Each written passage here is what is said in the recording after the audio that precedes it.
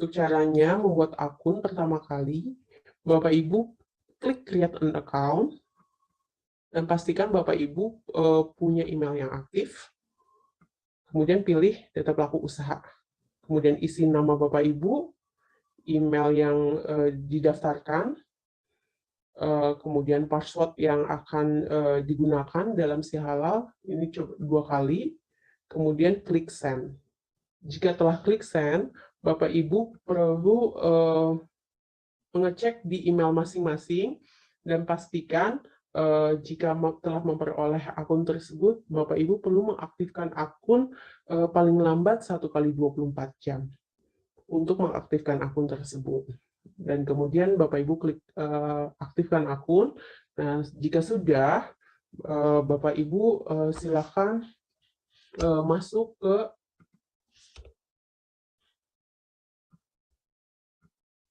sini. Oke. Kurang lebih ini tampilan dari si halal yang akan digunakan Bapak dan Ibu.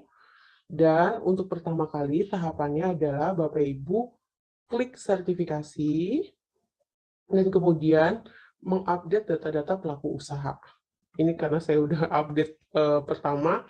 Jadi sebelum awal di sini sebetulnya Bapak Ibu akan muncul tampilan pop-up. Bapak Ibu perlu mengisi nomor NIB.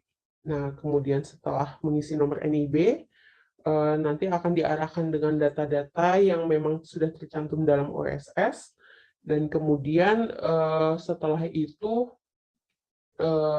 Bapak Ibu bisa klik lanjut, dan kemudian setelah klik lanjut Bapak Ibu bisa masuk ke sertifikasi dan pelaku usaha untuk mengedit data-data pelaku usaha. Nah, berikut ini data-datanya. Untuk data-data nama perusahaan, alamat, kota, kabupaten, provinsi, ini semua akan terhubung langsung dengan data-data yang Bapak Ibu di-update di OSS. Jadi ini akan otomatis akan muncul, termasuk juga KBLI, ini bisa diupdate juga data OSS-nya. Nah, kemudian Bapak Ibu tinggal memasukkan data-data penanggung jawab. Penanggung jawab tadi adalah orang yang memang ditugaskan untuk mengurus proses sertifikasi halal, isi nomor kontaknya, kemudian email, kemudian simpan. Begitu juga untuk pengisian aspek legal. Di sini aspek legal bisa dipilih UUMK, IUI, SIUP. Tapi ini ini juga bisa data aspek legal ini bisa diambil juga dari data-data yang Bapak Ibu telah input di OSS. Ini secara otomatis. Nah, kemudian ini untuk data pabrik, silakan diisi. Jangan lupa setelah mengisi nama pabrik, diklik tambah. Jadi nanti akan muncul data-data di sini di tabel. Ini outlet jika Bapak Ibu punya outlet. Jika memang tidak memiliki outlet, bisa dikosongkan datanya. Dan kemudian ini untuk data penyelih halal, di mana data penyelih halal ini adalah data berupa nama, nomor KTP, kemudian nomor sertifikat diklat. Ini jika yang sudah memiliki, jika belum punya ini bisa dikosongkan. Berikut juga tanggal sertifikatnya. Tapi yang paling penting adalah ini perlu ada SK penetapan penyelih halal, di mana penetapan penyelih halal ini surat keterangan penetapan penyelih halal dari pemimpin perusahaan. Kemudian tanggal SK-nya juga dicantumkan, tanggal berapa, dan nomor kontak dari penyelih halal. Dan jangan lupa juga diklik tambah jika telah diisi. Jika Bapak Ibu menetapkan lebih dari satu, ini perlu diisi juga data-datanya di sini. Oke, jika semua data ini sudah terisi, Bapak Ibu klik lagi sertifikasi dan kemudian ke menu pengajuan. Nah, kemudian dari pengajuan di sini Bapak Ibu klik layanan, kemudian klik baru, karena semua data-data yang di si halal ini untuk pertama kali ini adalah tergolong baru. jika Bapak Ibu telah memiliki sertifikat halal MUI sebelumnya, itu juga masih tergolong baru, di mana pembaruan di sini adalah untuk mekanisme proses perpanjangan sertifikat halal dari BPJPH. Di mana sertifikat halal BPJPH itu masa berlakunya 4 tahun ya Bapak Ibu. Dan ini ada pengembangan, nah, jadi bisa klik mendaftar. Nah, di sini akan muncul beberapa data yang perlu diisi kembali, di mana di sini perlu diisi nomor surat permohonan, kemudian tanggal surat permohonan, kemudian jenis layannya, di sini ada pilihan, Oke. Di sini ya, Bapak Ibu ya. Ini jika Bapak Ibu melakukan pendaftaran dengan biaya sendiri, maka klik pendaftaran mandiri. Tapi jika Bapak Ibu ingin atau sertifikasi halalnya dibiayai oleh pihak lain, bisa klik pendaftaran melalui fasilitasi. Nah, nanti seperti yang tadi saya sampaikan, jika Bapak Ibu ingin mencoba mengikuti sertifikasi halal gratis dari pihak kami, Bapak Ibu bisa klik Sehati 21. Tunggu cari, gitu ya. Ini harus dipastikan karena ini akan mempengaruhi pembiayaan yang dilakukan. Kemudian diisi nomor surat permohonan, tanggal surat permohonannya, sesuai template yang tadi telah kami sampaikan. Kemudian di sini ada beberapa jenis layanan. Jenis layanannya bisa dipilih antara makanan, minuman, obat kosmetik, ataukah resto, ataukah RPH, RPU, jasa atau barang gunaan. Ini bisa dipilih salah satu.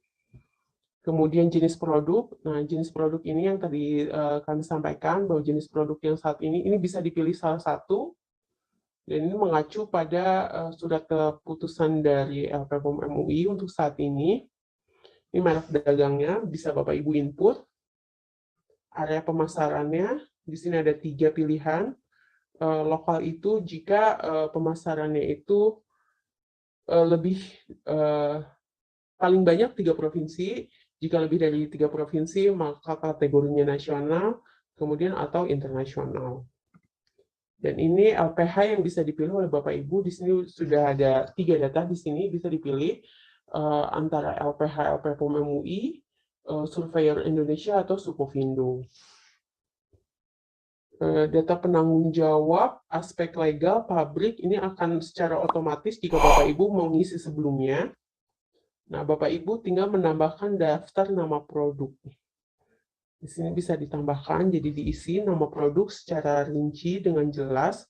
Jika memiliki varian, nama produknya itu bisa di-input berdasarkan variannya. Misalnya saya beri contoh, ada roti manis, rasa coklat,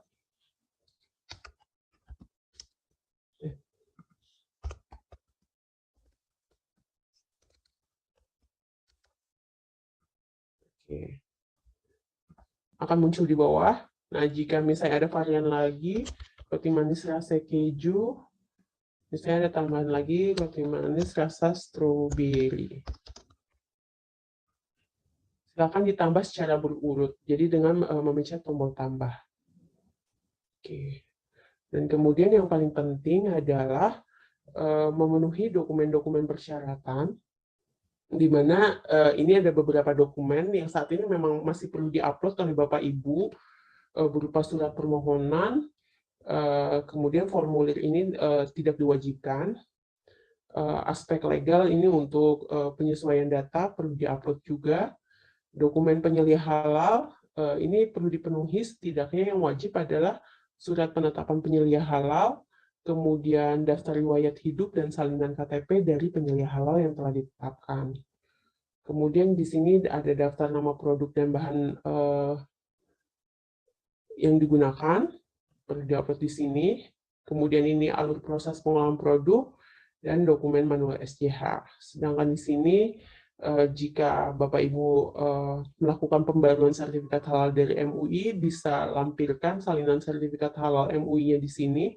Dan kemudian lainnya ini jika Bapak Ibu punya dokumen lain, dokumen pendukung terkait produk, misalnya terkait izin edar, bisa dicantumkan di dokumen persyaratan nomor 9. Kemudian jangan lupa disimpan, dan perlu dipastikan file yang di-upload ini maksimalnya 50 MB untuk sekali upload, dan extensionnya bisa berupa Excel, PDF, atau JPG.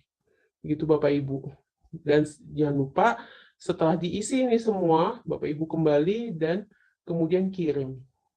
Nanti status pengajuannya itu bisa Bapak Ibu bisa lihat di